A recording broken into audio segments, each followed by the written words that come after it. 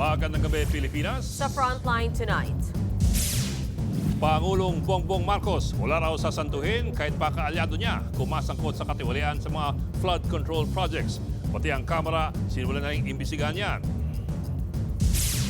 Kamara, pinababawi sa Korte Suprema ang desisyon nila tungkol sa impeachment laban kay VP Sara Duterte. Senador Erwin Tulfo may panukala. Imbis daw na magpaayuda buwan-buwan sa 4Ps, bakit hindi na lang puhunan sa kabuhayan ang ibigay? Kapatid ni alias Totoy na naaresto sa Cambodia, itinago umano ng negosyanteng si Atong Ang ayon sa DOJ. PNP, pinag-aaralan ng pagbili ng mga armas na hindi nakakamatay gaya ng taser at pepper spray para iwas patayan sa mga police operations. At sa Frontline Showbiz, 3 Twice members bakit inaresto at ginawang preso ni Sabrina Carpenter.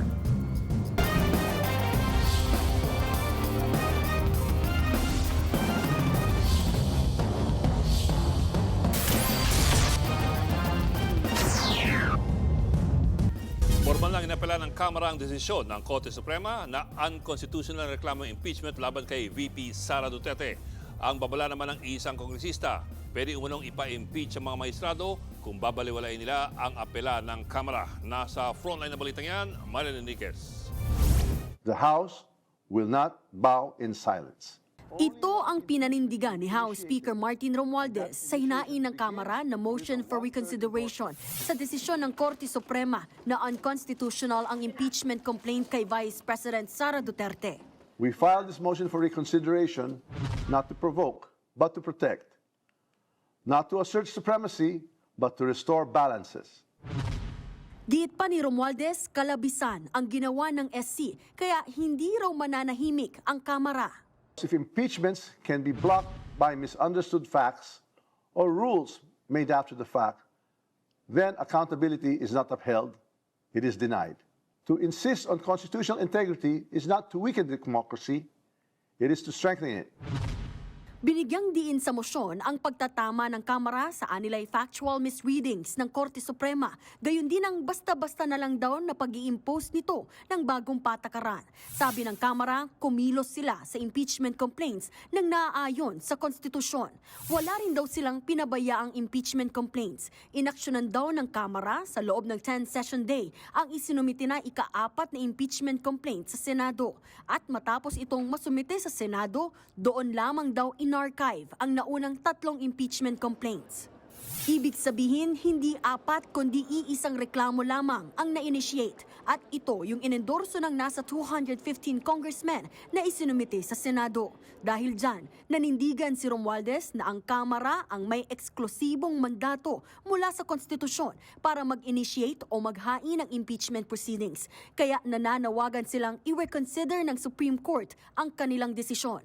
Malinaw din daw na nabigyan ng due process si VP Sara, pero ayon sa Kamara, ang sinasabi ng SC na dapat mabigyan ng bise ng kopya ng reklamo ay paggawa ng bagong rules na hindi naman daw nakasaad sa konstitusyon. To invent new rules now and apply them retroactively is not just unfair, it is constitutionally suspect. Pero paano naman kung baliwalain ng Korte Suprema ang mosyon ng Kamara? Ayon kay mamamayang Liberal Party List Representative Leila De Lima, pwedeng ipa-impeach ang mga mahistrado. We cannot blame anyone or any group, or for that matter, the House itself, if it would also consider the filing of impeachment case against the Supreme Court justices themselves. Sa Miyerkules, dedesisyonan ng Senate Impeachment Court kung itutuloy ang impeachment trial o ititigil ito. Nagbabalita mula sa Frontline, Marian Enriquez, News 5. Nakuha na ni Pangulong Bongbong Marcos ang listahan ng mga umano'y sangkot sa katiwalian kaugnay ng mga flood control projects ng gobyerno. Git ng Pangulo, wala siyang sasantuhin kahit pa kaalyado niya. Nasa Frontline ng balitang yan si Maricel Halili. Kakambal na problema ng bayan ng matinding ulan at baha. Kaya naman malalim ang hugot nating mga Pilipino at napapalakpak pa nga sa sinabi ni Pangulong Bongbong Marcos sa kanyang SONA kamakailan. Sinita niya ang mga kumi-kickback daw sa mga flood projects ng gobyerno. Kaya sa mga nakikipagsabwatan upang kunin ang pondo ng bayan at nakawin ang kinabukasan ng ating mga mamamayan, mahiya naman kayo sa inyong kapwa Pilipino.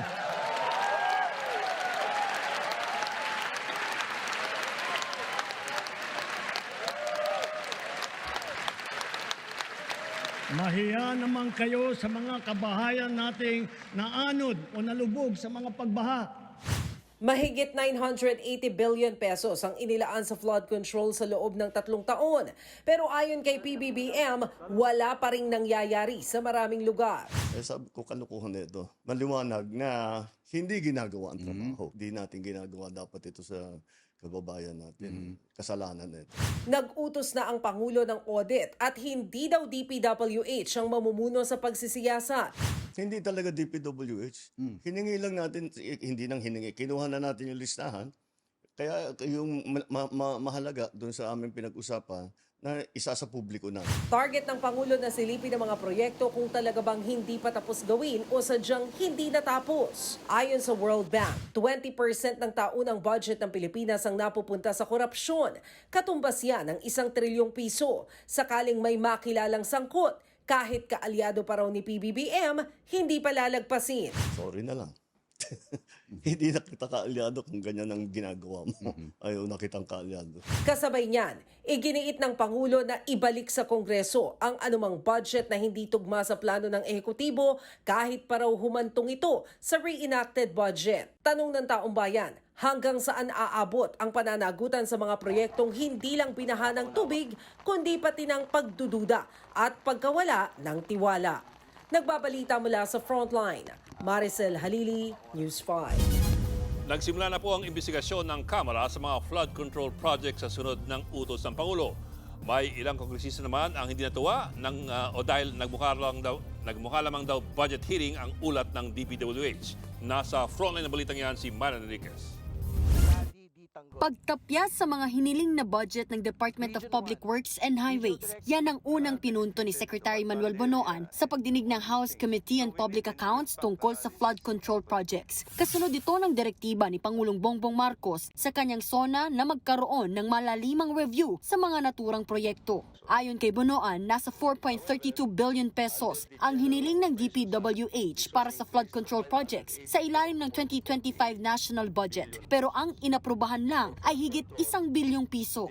Na beast mode naman ng ilang kongresista sa tila budget presentation ni Bonoan. Ang naging presentation niya is budget presentation eh. We didn't even hear kung what happened during the last bagyo. Yun ang gusto natin madinig. Ano yung naging course of action natin? Hindi budget presentation. This is not Committee on Appropriations. Tama po ba? Pero kung si Caloocan 2nd District Representative Edgar Erice ang tatanungin, hindi flood control projects ang problema. 646 families, informal settlers, living on top and beside of our natural waterways. Yan po yung problema, hindi yung flood control programs. Sinisi rin niya ang daan-daang tonelada ng basura na nakukuha sa mga pumping station. We are barking on the wrong tree. Hindi yung flood control ang pangunahing problema. Ang pangunahing problema, yung solid waste management. Tiniyak naman ni Surigao del Sur Representative Romeo Momo na walang kinalaman ang mga kongresista sa mga flood control project. Matatanda ang ibinunyag ni Baguio City Mayor Benjamin Magalong na nakatatanggap umano ng kickback ang mga kongresista sa mga proyekto. Yung mga proyekto na nilalagay nila for inclusion in the next budget ay dumaan sa scrutiny ng Provincial Development Council at the Regional Development Council. So ganun kahigpit ang pagpili ng proyekto ng isang distrito. Sa ngayon, bukas daw si Bonoan sa anumang iutos sa kanya ni Pangulong Marcos. I would be open to whatever would the president tells me to do so. Una nang sinabi ni Bonoan na handa siyang mag-leave. Pero sagot dyan ng Committee on Public Accounts. I don't think the committee is asking you to take a leave. Mr. Secretary, very important for government to be able to work together, to address the roots of the problem relating to flood control? Nagbabalita mula sa Frontline, Marian Enriquez, News 5. Sa bukod na privilege speech naman sa Senado ay binunyag na may ilang Assistant Secretary at Undersecretary ng DPWH ang umano'y sangkot sa korupsyon. Kaugnay naman ito ng gumuhong tulay sa Isabela noong Pebrero. Pinaiimbestigahan na rin itong muli ni Senador Jinggoy Estrada sa Blue Ribbon Committee. Narito ang aking report. Ang gumuhong Kabagan Santa Maria Bridge sa Isabela noong Pebrero ang itinuturong dahilan ni Senate President Pro Tempore Jinggoy Estrada kaya nagpatama si Pangulong Bongbong Marcos sa kanyang State of the Nation address tungkol sa umunoy mga korap na opisyal. Malamang itong sinasabi ng ating Pangulo na pinatutungkulan ng ating Pangulo na mahiya naman kayo. Palagay ko ito po yung mga opisyalis ng DPWH na kasangkot o kasabwat sa pagpapatayo nitong collapsed bridge nito sa Isabela. Matapos ang privilege speech ni Estrada, tinanong ni Senator Rodante Marcoleta kung hindi ba pinatutungkulan din ng Pangulo ay mga kongresista na kontraktor din. Nakaharap po siya sa Kongreso eh. Napakarami pong kontraktor doon eh. Kayo po nakakaalam nun dahil kayo po nanggaling sa House of Hindi Representatives. po, tinatanong ko po kayo kung kayo isang ayon. Hindi po ako makakasagot niyan sapagkat hindi po Bakit ako naman po hindi kayo makakasagot? Hindi po ako Napakasimple lang nanggaling po ng tanong ko sa inyo. sa House of Representatives. Kayo po ang nanggaling sa House of Representatives. Malamang kayo po nakakaalam kung marami po ang pinatutungkulan ng ating Pangulo. Marami pong kontraktor doon. Ang tanong ko lang kung kayo sumasang-ayon sa aking pananaw. Ay yes, sumasang-ayon po ako sa inyong pananaw. Ayun. Kung kayo po ay naniniwala, maniniwala rin po ako. Kaya hiling ni Estrada maimbestigahan daw sana ang isyong ito ng Senate Blue Ribbon Committee na pinamumunuan ni Marcoleta. Naimbestigahan na ito ng Blue Ribbon sa 19th Congress sa ilalim ng pamumuno ni Senator Alan Cayetano. Ibinulgar pa ni Estrada ang mga Assistant Secretary at Undersecretary na di umano'y sangkot sa pagpapagawa ng bumagsak na tulay. In 2018, then Project Engineer Felipe Lingan began reporting early signs of possible bridge failure. Noong pa lang 2018, nakitaan na nitong si Mr. Lingan na medyo malapit na magkolapso o may failure, early signs of bridge failure. These warnings were either not acted upon or were not sufficiently addressed. Sa kabila nito, na-promote pa raw ang ilang sangkot na opisyal. Low-level employees lang to, higit sa lahat, wala na sa department. Meron ho silang na tinatago o kino-cover up o Meron bang pinoprotektahan. white? 5 buwan na at walang mabigay na comprehensive na report. Well, Tuwing manghihingi kami ng report, iba na naman ang lalabas. 5 buwan matapos bumagsak ang tulay, ang idinidiin lang ng DPWH ay ang driver ng overweight dump truck na dumaan bago ito gumuho. Wala pang bagong pahayag ang DPWH. Pero nauna na nilang sinabi na iimbestigahan ng korupsyon sa mga proyekto ng ahensya. Gustong buwagin ni Senator Erwin Tulfo ang Pantawid Pamilyang Pilipino Program o 4Ps. Mas mainam daw na bigyan na lang ng puhunang panghanap buhay ang mga benepisyaryo ng 4Ps imbis na ayuda. Pero may ilang mambabatas na tutol dyan. Narito muli ang aking report. Ang Pantawid Pamilyang Pilipino Program o 4Ps ay flagship program ng gobyerno para matulungan ang mga mahihirap na pamilya. Pero pinapabuwag na ito ni dating DSWD Secretary at ngayon Senador Erwin Tulfo. Ayon kay Tulfo, nasa 3 milyon ang benepisyaryo ng programa. Imbis daw na buwan ng ayuda, bigyan daw dapat ng kapital ang 4Ps beneficiaries para matutong tumayo sa sarili nilang mga paa. Dagdag pa ng senador, masakit sa mga benepisyaryo na marinig ng mga tamad, pabigat at hindi raw nakatutulong sa bansa. Kaya kung kapital na lang para sa negosyo, pwede raw silang magtayo ng sari-sari store, karinderya o magsimula sa online selling. Sabi rin ni Tulfo noong kalihim pa siya ng DSWD ay may nakausap na siyang 4Ps members na mas gusto ang perang kapital kaysa buwan ng cash transfer. Wala pang pinal na halaga ang pinag-uusapang one-time capital pero daraan daw sa mahigpit na proseso ang pamimigay nito. Nasa kamay na raw ng mga benepisyaryo kung paano ito palalaguin at posibleng hindi na sila bigyan kapag nilustay ang pera. Aminado naman ang DSWD na marami pa silang kailangang ayusin sa programa. Nakikipag-usap daw sila kay Senator Tulfo na chairman din ng Senate Committee on Social Justice, Welfare and Rural Development. Pero para kay Congresswoman Laila De Lima na principal author at sponsor ng batas na nagpa-institutionalize sa 4Ps, hindi palamunin ang 4Ps beneficiaries. Hindi rin daw limos ang programang ito. Huwag daw sanang sirain ang 4Ps na may mabuting layunin. Katunayan, higit 1.2 milyong pamilya na raw ang nakaahon sa kahirapan dahil sa programa. Tutol din sa pagbuwag sa 4P si Senate Majority Leader Joel Villanueva. Pero gusto niyang bigyan ng training ang mga mahihirap na Pinoy para mas marami silang alam na trabaho. Mas okay daw kung gawing improved 4Ps. Pwede ring lagyan ng training ang isa pang programa ng gobyerno na tupad o ang tulong panghanap buhay sa ating disadvantaged, displaced workers. You give them dignity kasi. May dignity yung isang Pilipino na hindi lamang, alam nyo, sa experience ko, every time I go around and even during relief operations, makikita mo dun sa mga kababayan natin, ayaw naman nila ng relief eh. Sa totoo lang, kung meron silang, ang taas ng pride nila eh. As you empowered our kababayans, they would have better chance to face the future and stand up on their own. May ilang 4Ps beneficiaries din ang tutol sa plano ni Tulfo. Hindi ho lahat ng 4Ps member ay magaling humawak ng pera. Kung isang bigla ibibigay yan, hindi natin sure kung mapupunta ba talaga yan sa needs ng mga bata or hindi. Mas maganda pa din po yung 2 months, every 2 months. Ayaw ko po ng ganun kasi minsan parang mas mahirap ba. Siyempre, pag may pera, hawak mo na agad yung pera. Marami ka pwedeng naisip mo kung mabuti kung lumago agad yung business mo. Ito pong 4Ps o yung Pantawid Pamilyang Pilipino Program, hindi po ito bagong programa. At ang sistemang ito, hindi rin po eksklusibo dito sa Pilipinas. Sinimulan po ang ganitong sistema sa Brazil at Mexico noong dekada 90. Ang tawag po dito ay Conditional Cash Transfer System. Sa simpleng paliwanag, ang mga pamilya mahihirap ay bibigyan ng tulong pinansyal ng isang gobyerno. Pero po may kapalit ito. Para makatanggap ng tulong pinansyal, may mga kondisyon na dapat matupad ng pamilya. Halimbawa, kailangang ipadala ang mga bata sa eskwelahan o hindi kaya kailangang regular na dumalaw sa mga health center yung mga misis. Kaya po ito tinatawag na conditional cash transfer. Dito po sa Pilipinas, simulan po ito noong taong 2007 sa tulong ng World Bank. Sa kanyang pilot implementation noong 2007, nasa 6,000 pamilya, 6,000 po lamang ang binigyan ng ayudang ito. Ang total budget noong 2007, 4 million pesos. Ngayong 2024, meron na pong 4.4 million na pamilyang nasa ilalim po ng 4Ps at ang budget, 106 billion pesos na.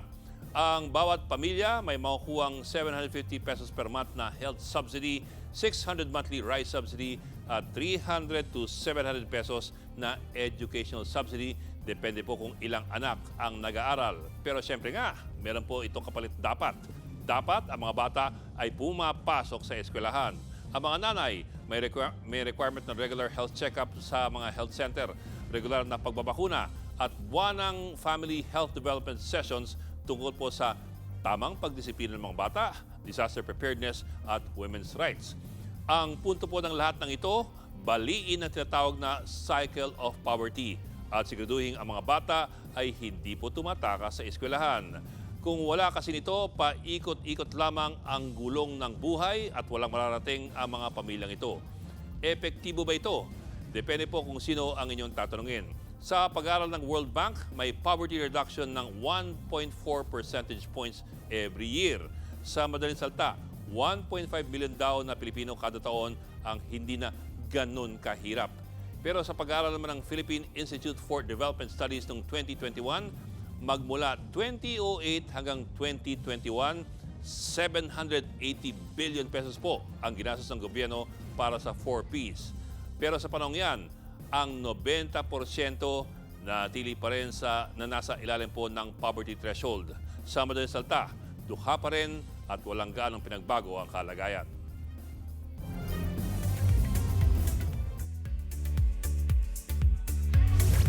Showbiz Tonight na tayo. 6 days to go at mapapanood na dito sa TV5 ang bagong OPM countdown show na Vibe. Pero bago yan ay pumarty muna kanina ang ating Vibe Jack sa Vibe Cafe sa Ortigas with advertisers para sa trade launch ng programa. In the zone lahat ng Vibe Jacks na sina Anna Ramsey, Dylan Menor, Quinay Mercado, Keach Minamoto, Ryle Santiago, pati na sina Paulo Angeles, Elijah Canlas, Joao Constancia at Drag Race Philippines winner na si Maxi Andreson. Highlight ng Vibe ang OPM at ang mga voting powers ng ating mga kapatid kung sino ang mag-i-stay sa charts. Abangan ang detalye ng voting sa TV5 at Vibe social media accounts. Mapapanood yan Lunes hanggang Linggo. Sa August 9, 6 p.m. ang primer at sa August 10, 6 p.m. ang start ng countdown. Meron ding Vibe Nights after ng Frontline tonight from 11:30 p.m. to 12 midnight. Ginawa naman ng parody ni Will Dasovich at Nico Obozico ang viral kiss cam video ng CEO na may kayakap na babae sa Coldplay concert. Oh, look at these people. All right, come on, you're okay? Either they're having an affair or Sa video, magkakbay ang dalawa pero biglang nagtakip ng muka nang matapatan ng camera. Nangyari yan habang nanonood sila ng football game sa Hong Kong. On-screen caption pa sa video, another kiss cam gone wrong. Biro pa ni Will, paano daw magre-react ang misis ni Nico na si Solen Yusuf kapag nakita ang video? Ilang beses na rin ginaya ang viral video ng CEO sa samot-saring memes. Stay right there mga kapatid dahil may baon pa akong chika mamaya.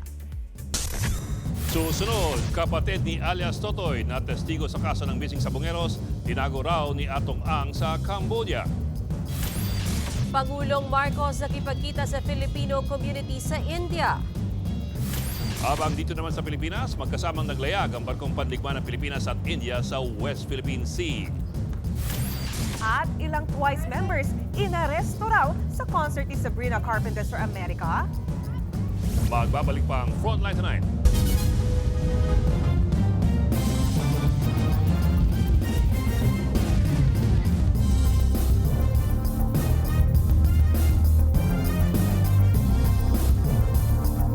Mga kapatid, Ed Lingaw po, maging maalam at may pakialam sa mga napapanahong balita sa ating bansa.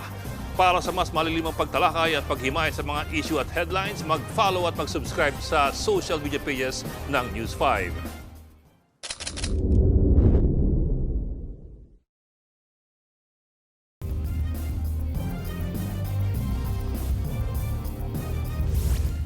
Sa kuha ng CCTV, isang multicab ang biglang tumuwid o tumagilid sa Marcela Fernan Bridge sa Lapu-Lapu City. Binangga pala ito ng kotse. 11 ang sugatan kasama ang 4 na bata. Arestado ang driver ng kotse na nagsabing may iniwasang motor. Naharap siya sa kaukulang reklamo. Isiniwalat ng Department of Justice na mismong si Atong Ang ang nagtago sa isa sa mga kapatid ni alias Totoy na testigo rin sa kaso ng mga nawawalang sabongero. Nasa frontline na balitang yan, Gary De Leon. Pinatago talaga ni AA yan. Ni Atong yan. Pinatago. Ito ang ibinunyag ni Justice Secretary Boying Remulla sa panayam sa isang programa ng DCRH. Sabi ng kalihim, itinago raw ng negosyanteng si Atong Ang sa Cambodia si Ella Kim Patidongan, kapatid ng whistleblower na si Julie Dondon Patidongan o alias Totoy. Ang negosyante rin daw ang nagbigay ng peking passport para makaalis si Ella Kim ng bansa. Matatanda ang hawak na ng PNP ang dalawang kapatid ni alias Totoy na sina Ella Kim at Jose matapos maaresto abroad. Sila ang tinuturing ngayong missing link sa kaso ng mga nawawalan sa bungero. Si Ella Kim ang nakunan ng CCTV na nagwi-withdraw ng pera mula sa account ng isa sa mga sabungero. Ang testimony niya, mabigat kasi directly niya nakita yung patayan ng 10. Yung 10 pinatay sa, galing sa Santa Cruz at sa Lipa. Kaya yung missing factor, tapos the fact na positive naman yung lake sa marami human remains, makes the theory very, very talagang very credible. Very credible. Muli namang ginit ang kampo ni Atong Ang na inosente ang negosyante. Bukas daw si Ang sa pagsasampa ng reklamo ng mga kaanak ng nawawalan sa bungero para formal na rin nila itong masagot sa tamang forum. Tinawag din nilang walang basehan ang testimonya ni alias Totoy tungkol sa kaso. Matatandang sinabi ni alias Totoy na mastermind si Ang sa pagkawala ng mga sabungero. Hiling ng kampo ng negosyante, tingnan din ang biglang paglantad ni alias Totoy at timing niya rito. Gawa-gawa lang daw mga istorya ni alias Totoy. Sinuspindi naman ng Napolcom ang 12 pulis na dawit sa pagkawala ng mga sabungero. 3 buwan o 90 days na preventive suspension ang ipinataw sa kanila. Kabilang dyan ay ilang pulis, lieutenant, colonel, police major at karamihan ay police sergeants. Nagugat ang suspension nila sa kasong isinampa ni alias Totoy sa Napolcom. Sabi naman ng Napolcom, hindi porket sinuspindi sila ay guilty na rin ang mga pulis sa mga ibinibintang sa kanila. Bahagi raw ito ng proseso para hindi sila maka-impluwensya sa investigasyon. Nagbabalita mula sa frontline, Gary De Leon, News 5. Sinimula na ni Pangulong Bongbong Marcos ang kanyang pagbisita sa India sa pakikipagkita sa Filipino community. At live mula sa India, nasa frontline ng balita yan si Mobile Journal Julie Baisa. Julie, anong nangyari sa pakikipagkita ni PBBM sa mga Pinoy dyan? Mayan katatapos-tapos lang ng meet and greet ni Pangulong Bongbong Marcos sa Filipino community dito sa New Delhi, India.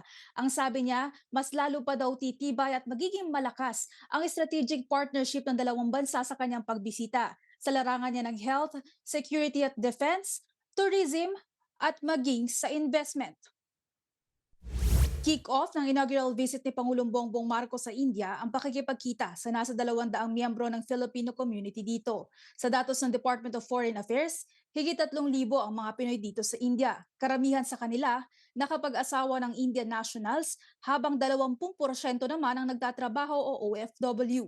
Bukod sa pagpapalakas ng strategic partnership, binanggit din niya na lalagdaan ng Social Security Agreement ng India at Pilipinas. Kinilala ni PBBM ang mga professionals dito sa India dahil sa pagtataguyod ng magandang pagkilala sa Pilipinas. Binanggit din niya yung mga nakapag-asawa ng Indian nationals na nagpakita ng matatag na pundasyon ng pamilya kakabit ng kultura ng bansa.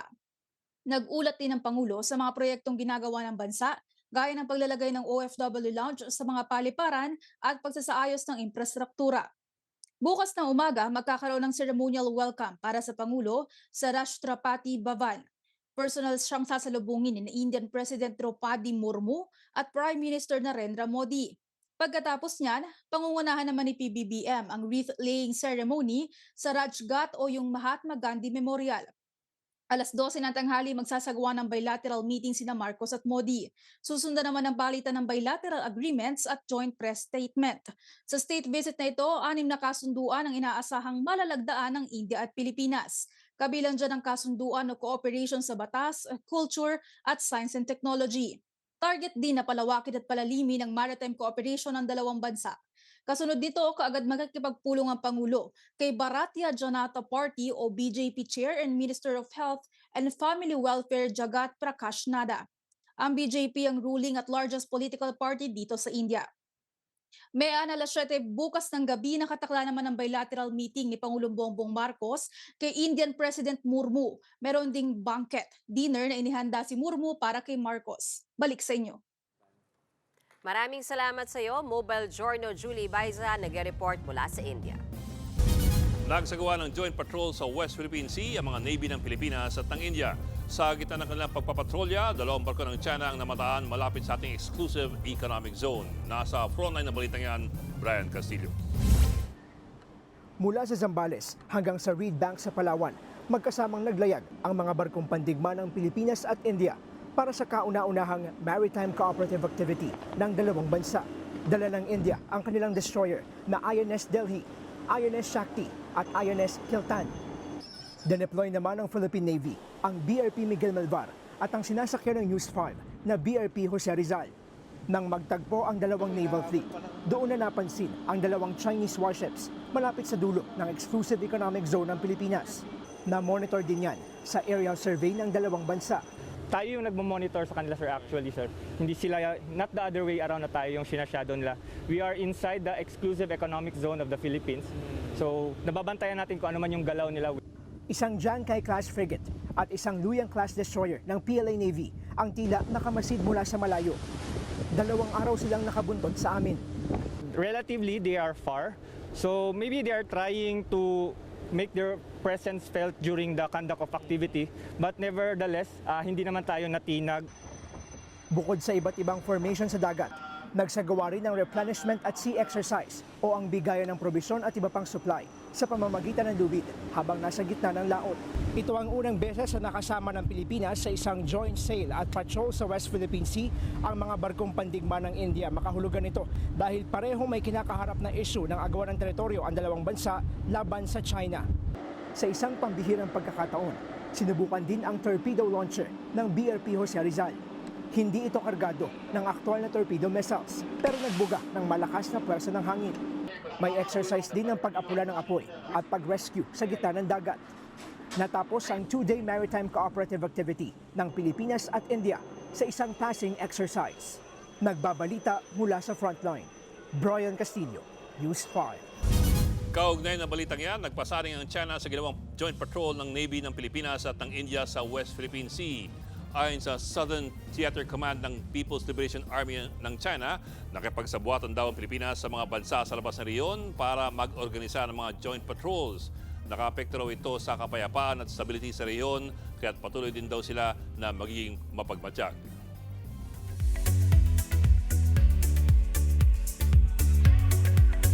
Itinanggi ni Clea Pineda na si Janela Salvador ang third party sa hiwalayan nila ng kanyang ex-girlfriend.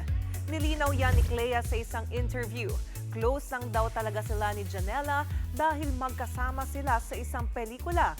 Apela pa ni Clea, tama na raw sa issue ng third party. Magkasama sina Clea at Janela sa pelikulang Open Endings. 3 taon ding magkarelasyon sina Clea at ex niyang si Catrice Quiroz bago maghiwalay kamakailan. Susunod, PNP balak gumamit ng mga hindi nakamamatay na armas matapos mapaslang ng SWAT officers ang nag-amok na lalaki sa Iloilo. News 5 exclusive, 19,000 pesos sa e-wallet ng tindera sa Bataan, tinangay ng mga nagpanggap na magka-cash in. At GOT7 member na si Jackson Wang may solo concert sa bansa.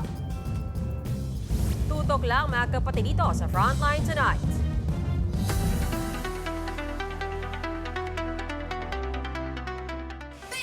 Despite her busy schedule, always ready to roll si Belle Mariano. Sa product launch ng ine-endorso niyang feminine wash, shinare ni Belle ang secret sa fresh outlook niya sa buhay.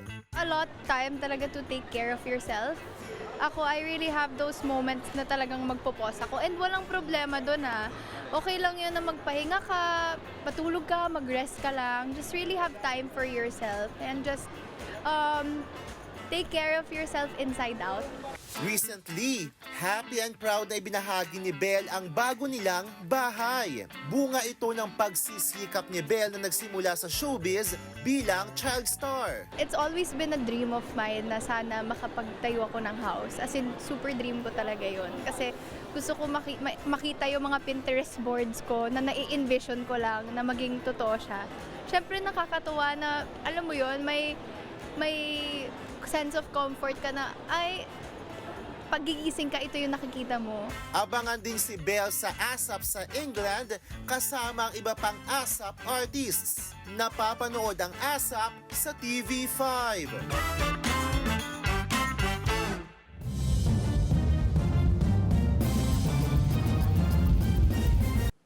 Mga kapatid, Mean Los Baños po, huwag magpahuli sa mga balita at impormasyong dapat ninyong malaman. Para sa mas malawak na balitaan at diskusyon, mag-follow at mag-subscribe na sa social media pages ng News 5.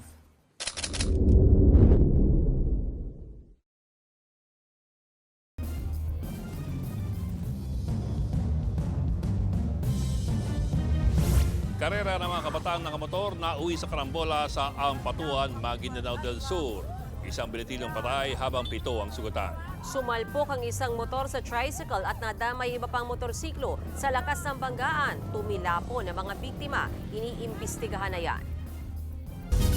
Napatay ng isang tauhan ng SWAT ang isang lalaking nag-amok at armado ng patalim sa Iloilo.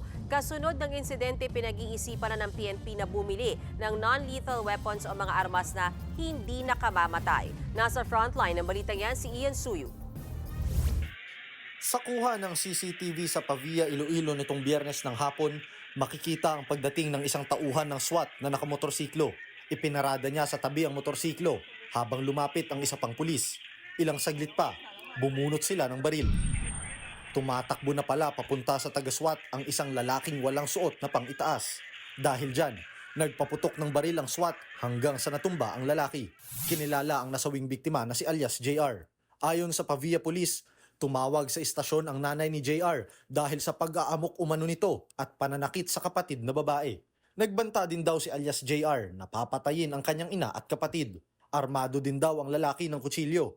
Isinugod pa sa ospital si alias JR pero binawian rin ng buhay. Yung police natin na din umilag or move backward facing yung assailant, hindi pa yung atake na sa police natin wherein malapit na talaga. So wala na choice yung police natin but to fire his service firearms.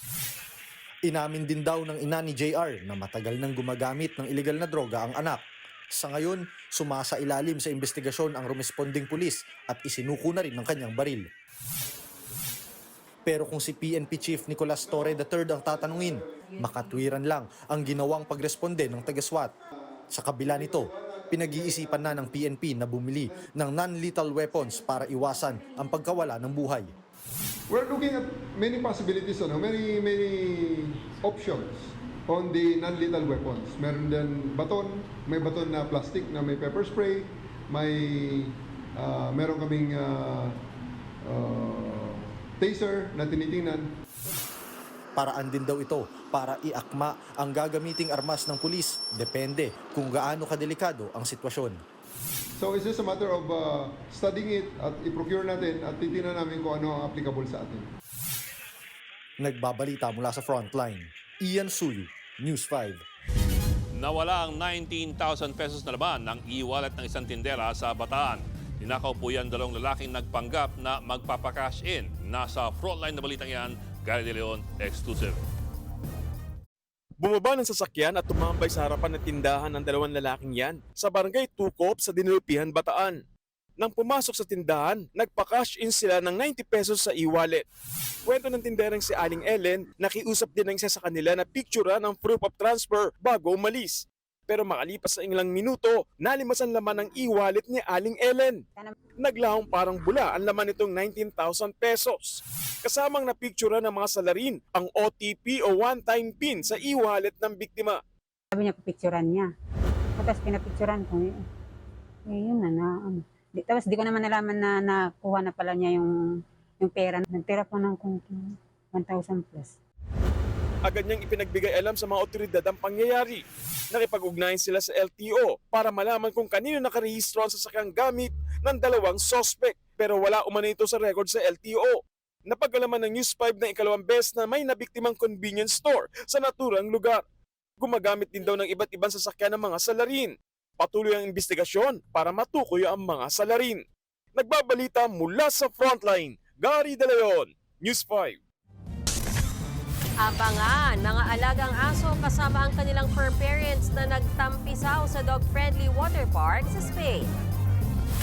At 3 Twice members na present sa concert ni Sabrina Carpenter, inaresto daw for being too hot. Tuloy-tuloy ang balitaan dito sa Frontline Tonight.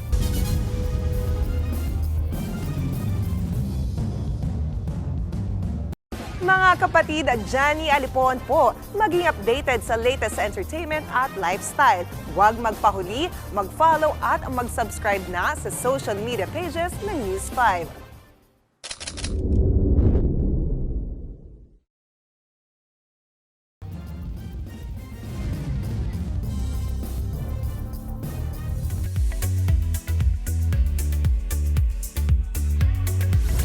From espresso to preso, ang eksena sa concert ni Sabrina Carpenter. Inaresto niya kasi ang 3 Twice members. Naispatan ng pop princess na nanonood ng kanyang concert sa Chicago sa Amerika sina Twice members na sina Gio, Momo at Sana. And syempre bilang part ng show, binigyan ni Sab ang K-pop idols ng fuzzy na posas for being too hot. Dinedicate din ni Sabrina sa Twice members ang kanyang performance na Juno. Speaking of twice, may price reveal na rin para sa kanilang concert sa Philippine Arena sa October 4. 18,500 pesos ang pinakamahal na VIP standing. Meron ding 12K for lower box A premium, 8K for upper box A, at ang pinakamura ay 1,500 pesos na upper box D. Sa August 29 na ang general sale. Babalik sa bansa ang member ng GOT7 na si Jackson Wang para sa kanyang solo concert. Parte ito ng kanyang Magic Man 2 World Tour. Sa November 2 ang Philippine Arena o Philippine leg ng concert ni Jackson. May stops din siya sa Bangkok, Macau, Jakarta, Tokyo at Kuala Lumpur. To be announced pa ang venue at ticket sale ng concert. Last December 2022, nag-headline siya sa isang music festival sa Parañaque City. At yan ang latest and hottest sa Frontline Showbiz tonight. Ako po si Jenny Alipon. Happy Monday, mga kapatid!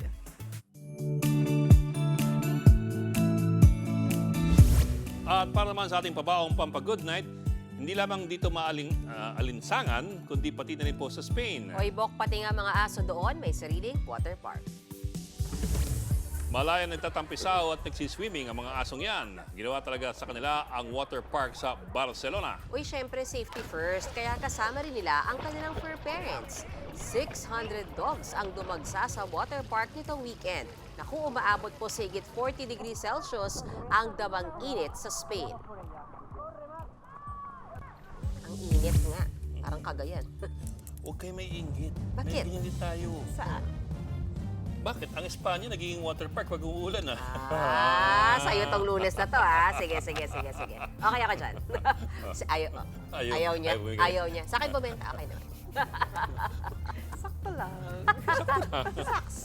Wala ka sense of humor. Ayan po ang 45 dito pag may mga headlines. Balitan at diskusyon para sa paghubog ng matalinong opinyon. Kami inyong kasangga sa pagbabalita. Ako po si Mayan Los Baños. Ako lang po si Adlingao. Magandang gabi.